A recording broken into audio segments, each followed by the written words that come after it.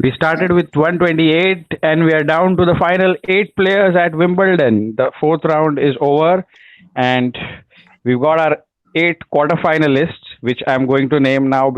But let's start with introducing myself. I'm your host Prasad and I'm joined by Prakash and Raj K. Guys, we are down to the final eight at Wimbledon. It's almost done. How are you guys doing? Let's start with Uh, Raj K. so Prasad, we started with 128 players, right? Yep. And now we have one host, two analysts, and eight players. So it's still 128. It, Hmm. yeah. That's a good one. Prakash, a bit jaded from work today. How are you doing? I'm doing good. Thanks for asking. Yeah, but always ready for tennis. So let's dive into it.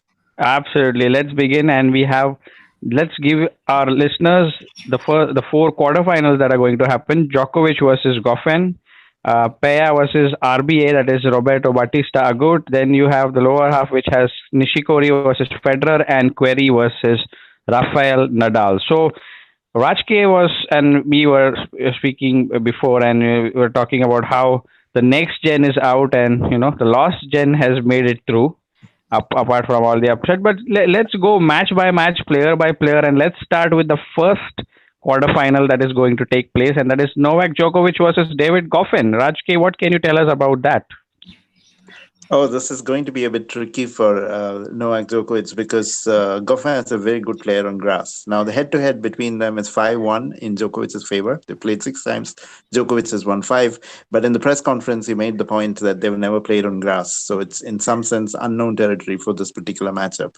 And Goffin is a very good grass court player. I think he played Federer in Halle, was it? Oh yeah, the This year? final, And the then, final. yeah.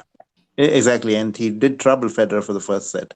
In the second set, of course, Federer started dominating. But so this is going to be tricky. Of course, if I had to predict, I would say it's a Djokovic win. But I expect this to be much trickier than today's match, for example. Djokovic was and Rajke Djokovic dropped a set in the previous match, but then came through unscathed in the third and fourth. What do you have to say about that?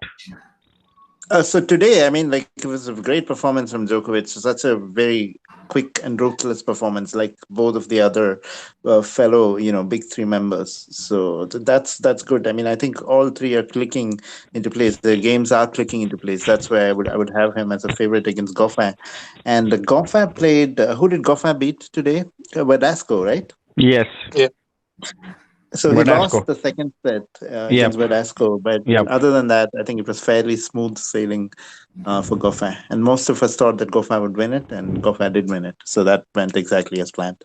Absolutely. Apart from the second set that he lost 6-2, the others, and the first set was a quit nail biter there in a tie break, 11-9 on tie break. But then the set three and set four were just one break, and Goffin wrapped it up. And Prakash, let's go on to the second quarterfinal then, which is Peya versus Batista Agut. Peya shocking the world, beating Raonic in five, coming back from two sets to love down, and 8-6 in the final set, which we all thought would go to a tie break, if you catch my drift. And Right. the second match, which we are talking, yeah, Roberto Batista Agut, who is only the one player amongst the age yet to drop a set. What do you make of that matchup then? Uh, yeah, Paya is a surprise because I was pretty sure Raonic was going to make it there, but Paya has made it a habit of beating Wimbledon finalists. So last year was it? He beat uh, was it Chilich, Yes, Yeah, and last year this he year beat he Cilic. beat Anderson, and yeah, now it's Raonic, who was a finalist in 2016, right? yes, So he's correct. beaten basically in the last 2 years the last three finalists. Oh, yes. Yeah. So and this one was like I thought it was pretty done deal, no? After Milos won the first two sets, but no credit to Paya, and coming back, and I thought it was going to we'll have our first tie break at Wimbledon, but Yep, not to be.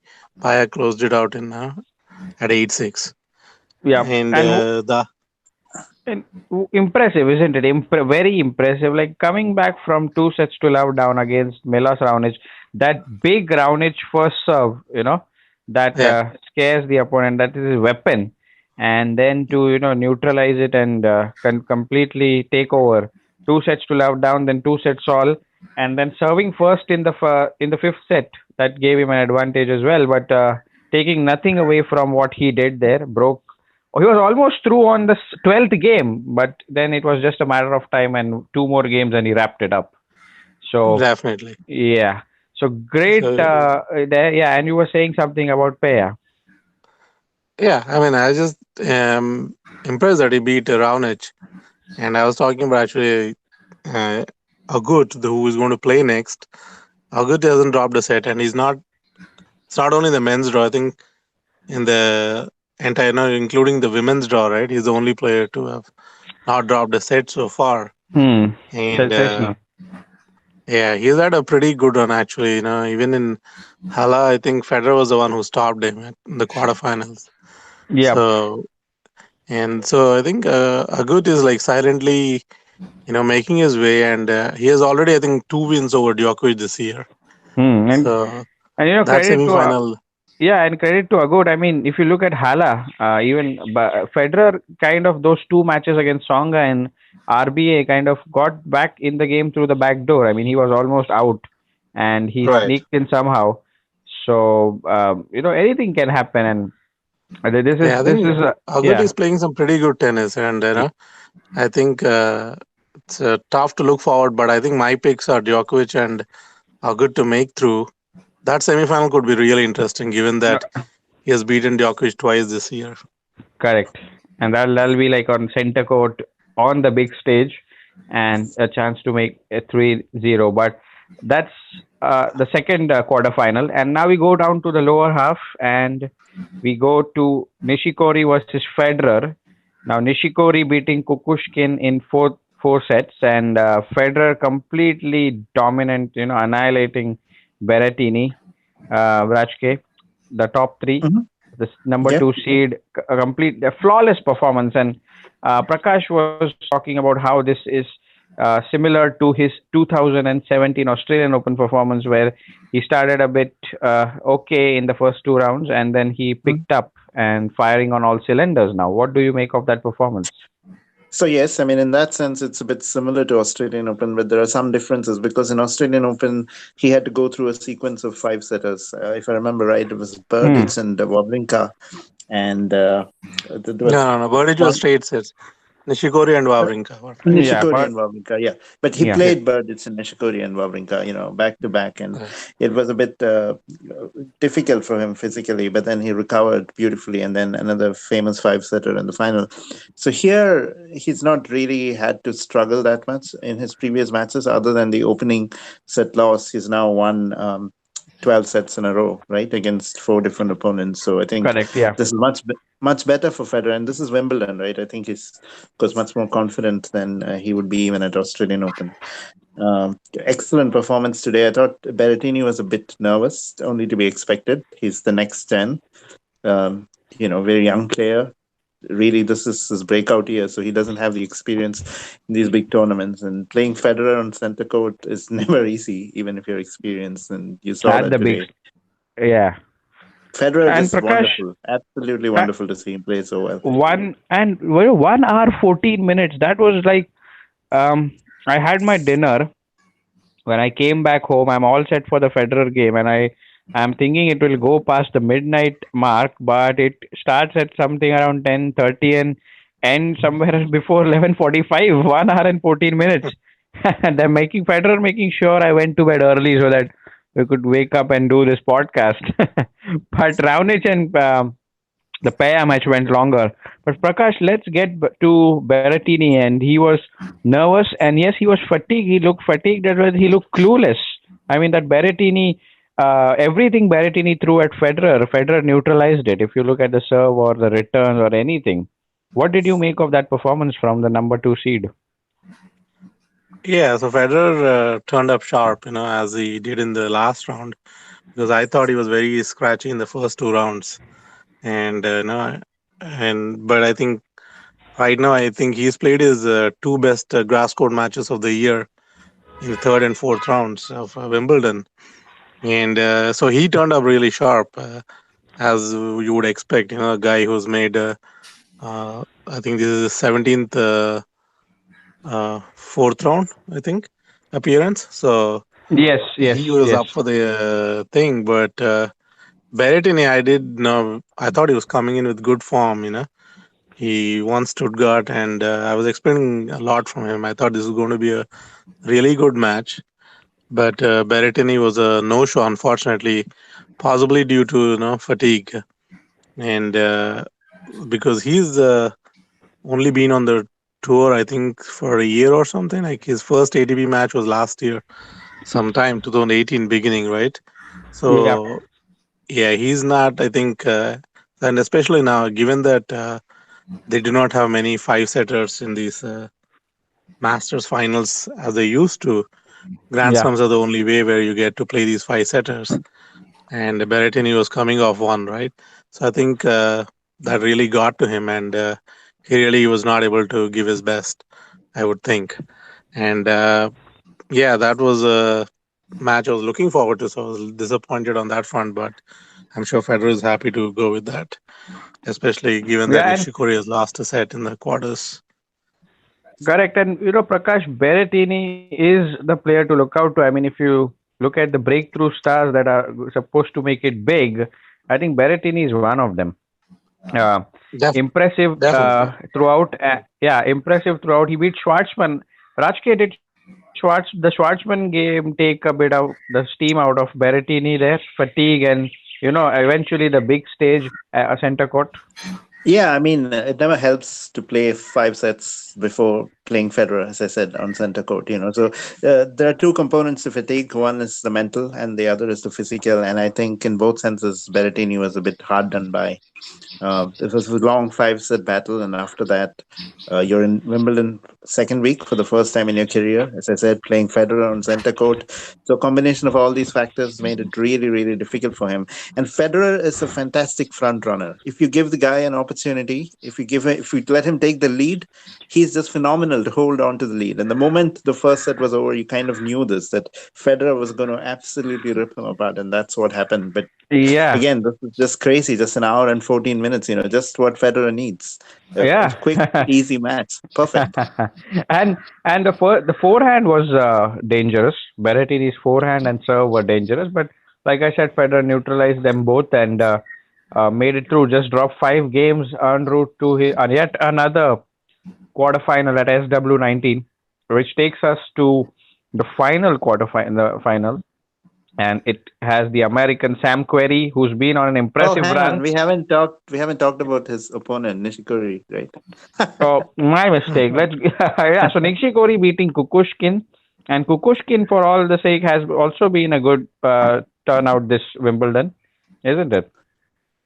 Yeah, but the thing here is Nishikori has very quietly progressed to the quarterfinal. And typically when you think of Nishikori in Grand Slams, you think of these long, drawn-out battles, Nishikori just coming through and then increasingly becoming fatigued and then running into the big three. There was a statistic that I think he has won the last 17 matches or something, maybe now 18 against everybody other than the big three. So he's on Yeah. an 18 match winning streak against non-big three people. So he's doing very well at Grand Slams. But what happens? He plays these long matches and then he runs into the big three and they just beat him. This time it's a little bit different. And Federer talked about this too. So Federer is aware of it. He said that, usually hear about, Nishikori winning these tough matches, but this time he's very fresh. He's had short matches and we have to wait and see how that affects that quarterfinal. But of course, I mean, this is Wimbledon. This is Federer's home. So I'm definitely predicting a Federer win here. But Nishikori has higher chances than he usually has at this stage of a tournament.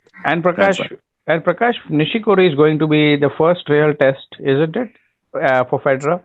If you look at his overall play, if you look at his serve, Uh, Definitely, but I think, see, I already think, given that Federer has played seeded players in his third round and fourth round matches, though I think Berrettini did not show up, right? yeah, Uh, I'm sure when Federer prepared, he was aware of the threat, and Pui was another guy who you cannot underestimate. So in that sense, I think Federer is keyed in. He's ready, but of course, Nishikori is definitely now a step above Berrettini and Pui with the record he has got. Guy has made quarterfinals at I think all the four slams, if I'm not mistaken. So he's got experience. So definitely, Federer will have to be ready for Nishikori. And clearly, I mean, we're all excited for Wednesday. That is tomorrow. And how Hmm. can we not talk about the man who, um, the number three seed, facing Sam Querrey, who's been quite impressive this Wimbledon, isn't it, Rajke? And he's been doing, Query, yeah, he's been going about his business. And just crazy the way he's been playing. That serve. It's hardly looked more dangerous. I mean, you talk about the Kyrgios serve, you talk about the Raonic serve, but I was just looking at Query serving today, and it's very difficult to get excited about a serve. But my goodness, when this guy hits the serve, you're just out of the picture. Like it doesn't matter who you are. If he's hitting his spots like the way he's doing, 72 service games, he's won 71. He's just been broken once. That's it. wow, The entire wow, Wimbledon. wow, wow, impressive. And what does that bring to the table against a guy like Rafael Nadal, who's got you in between his claws, and he'll do everything to keep you there. So Nadal must be wondering at the different kind of opponents he's playing here. So he played Sugita, and then he played two reasonably big servers. Kyrgios is a big server, and then Songa has a good serve as well. And then he was back to playing a baseliner against Joao Sousa. And now he's likely, if he has to win the tournament, it's likely that he has to go through three different players again. First is Query, a huge server. Then you have Federer, one of probably the greatest grass court player of all time. And then you have Djokovic, who is a phenomenal grass court player as well. All three very different players. So to win the title here, Nadal is going to really have to dip into all his reserves and come out with all his different skill sets, starting with the next match. He's going to have to return very well because make no mistake, if you want to play a tiebreaker against Sam Querrey, that's not a good idea. Querrey reads Nadal 3-1 in tiebreakers, purely in Hmm. tiebreakers. They played four tiebreakers. Querrey has won three. And Query has won, I think, three out of four, or maybe four out of his last five tiebreakers as well. So, and he gets to a lot of tiebreakers. So Query is a guy who gets to a lot of tiebreakers, does Hmm. well in them, Hmm. and particularly has done well against Nadal in tiebreakers, right? So this is Yeah. again sort of like a Kyrgios kind of situation. He had 5-0 in tiebreakers against Nadal going into the last match, remember? So Nadal did it Yeah. against Yeah. Kyrgios. But Yeah. Query, huge serve, and he's full of confidence. And we talked about Pea taking out the finalists, the last three finalists. Query does that to defending champions. He beat Oh Djokovic in dear. 2016 when Djokovic was Ye- the defending champion from 2015. And then he beat Murray in 2017 when Murray was the defending champion, in that year. So it's a very, very dangerous player. Very, So very, and great pattern there, by the way. Great observation. And Prakash, let's talk about the momentum going into this match. Query or Nadal, who do you think has the better momentum? That's a good question. I think you still got to give Nadal the edge, because since the Kyrgios match, he's basically been on a roll. And I mean, yeah, Query has the serve numbers, but I think uh, Nadal hasn't faced a break point since the Kyrgios match, both in Songa's and match and this match with Sousa. Correct. I think he hasn't faced a break point, so he is doing pretty good on serve. And when Nadal is doing good on the serve, I think that's pretty dangerous times for the opponent. But of course, Query will have to impose his game and play the Yeah. game or match on his terms. Prakash will no, and the it. thing is, Yeah. And Yeah. the Go thing on. is, when you're playing a big server, you feel the more pressure on your own serve, because if you don't True. hold, like if you're Yep. broken against Query, then I think Yeah. goodbye to the set in all likelihood, because this is a guy serving so well, so you just don't want to go there, right? And we saw this against Definitely. Kyrgios, for example. Nadal was not really able to get into Kyrgios' return games in sets two, three, and four.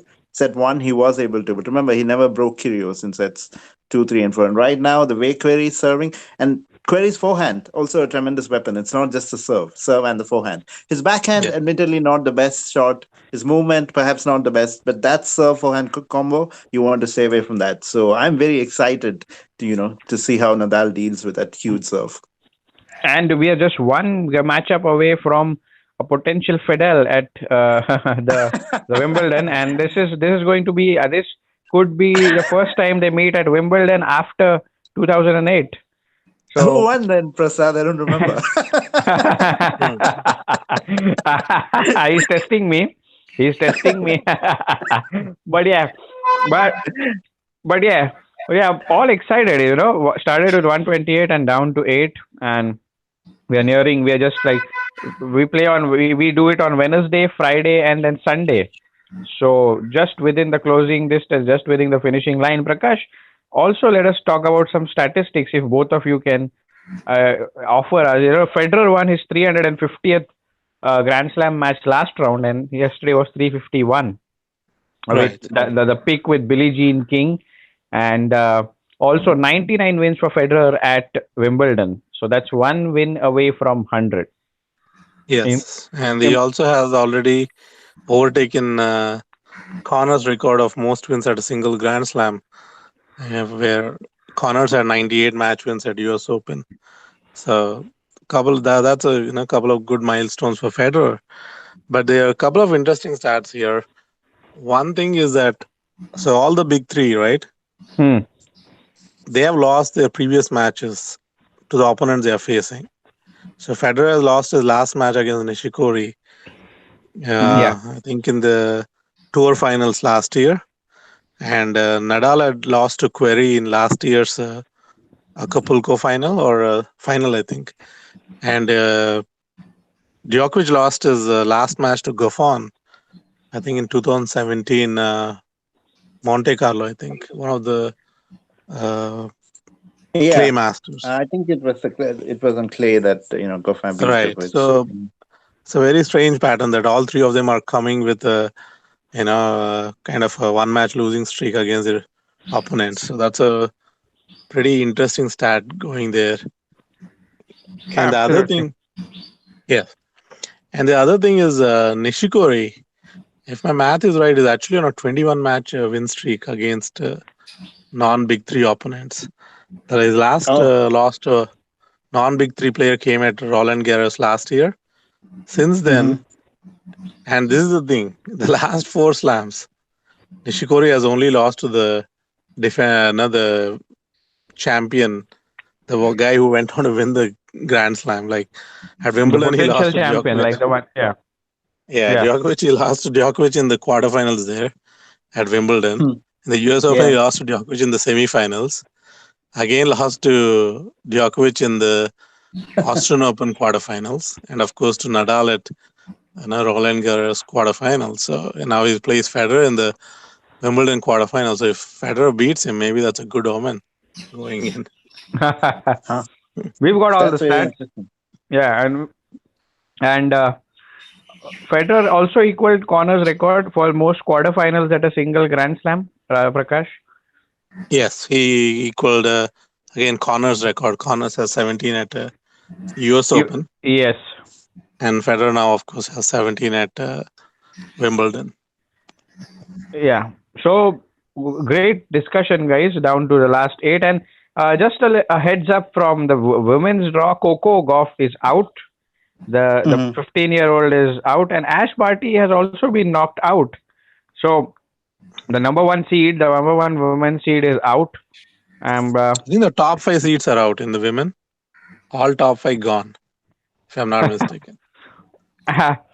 so we It seems have to be the the opposite of the men's, where you have these three wonderful players dominating so much, and women's yeah, is all over the place. absolutely. And Halep beat Coco Gauff, but Coco Gauff has been impressive for a 15-year-old to have Yeah. that impact at a Grand Slam. At 15, I was writing my 10th standard board exams, It's crazy. hoping to touch 90% and then um, show nothing in the next coming years. Show nothing Yeah, for I it. mean, it's just crazy, like a 15-year-old playing so well. And there was a statistic which I saw that I think only five of the players in the girls singles, not the women's singles, only five of those in the girls singles at Wimbledon are younger than Coco Gauff. So she's one of the youngest in the girls singles if she Correct. decided to play that. And here she is in the second week of the women's singles. Amazing. Just think Playing about women's. that. Absolutely. So, great episode, guys, and great episode. We started with 128. Like I love to say this, that's become the catch line of this episode, and we're down to eight here and eight there. And Prakash and Raj K giving us some impressive stats, patterns, some very good build up to the potential semi-finals as well. So let's get a quick prediction from you guys. Let's get a quick prediction from our analysts, starting with Prakash, and then going on to Raj K, and then wrapping up this episode of the Tennis Galaxy podcast. So as I said, in the top half, I pick Djokovic and Agut to come through. And the bottom half, I think we're going to get a Fedal semi-final. Oh yeah, Federer and Nadal. So inject big it in three. my veins. I think we're going to get that matchup again for second consecutive Grand Slam. Yeah. And moving on to Raj K. Raj K, for the love of Djokovic and Federer, anything that you So it's going to be Djokovic against Pea, I think, in the semis, in the top half, and in the bottom half, of course, it's Federer and Nadal. And I'd like to point out the similarities between this, if this happens, if those semis happen and French Open, right? Because there you had Federer, Nadal, and TM Djokovic, right? So in Yeah. there, it's sort of symmetric because there Federer, Nadal, you expected Nadal to win, and he won there. Here, Federer, Nadal, you expect Federer to win. Let's see if that goes through. And on the other side, you have Djokovic playing a non-Big Three member. Of course, we didn't think it would be Pea. We thought it would be Anderson as the fourth seed. Yeah. But Pea has earned his spot. And, this is not a guy who wins by fluke. He takes out people who reached the finals in the previous year. So this is a very, very good player and in very, very good form. And I think he's going to beat RBA. I hope he's not too tired. So that's the only difference. Otherwise, I'd go with Prakash's prediction. And let's also think, this is, in some sense, it's easy to predict, right? Because the big three kind of select themselves. So let me put this in a different way, Prakash, and I'll give my opinion, and then I'm keen to hear your opinion as well. Like, if you had to pick one big three who's least likely to make it, who's it going to be? So I'm going to say that, like, in other words, which big three is in most danger of going out? Like, we all think they will make it, but if you had to pick one, I think I'm going to go with Nadal there because I think Query, maybe I overestimate Query here, but I love the way Query is playing. Definitely. I think, given the matchup and the surface, I think Query poses a really big threat, I think. And I would say, also the thing had is, that if you want to Djokovic as go the into least.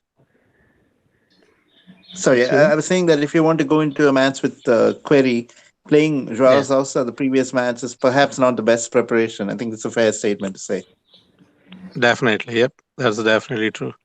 And Also, I think, yeah, Prakash, go on, and then I can ask my one final question. I would say Nadal is the kind of relatively toughest matchup in the quarterfinal among the big three, and Djokovic has the easiest, I would say.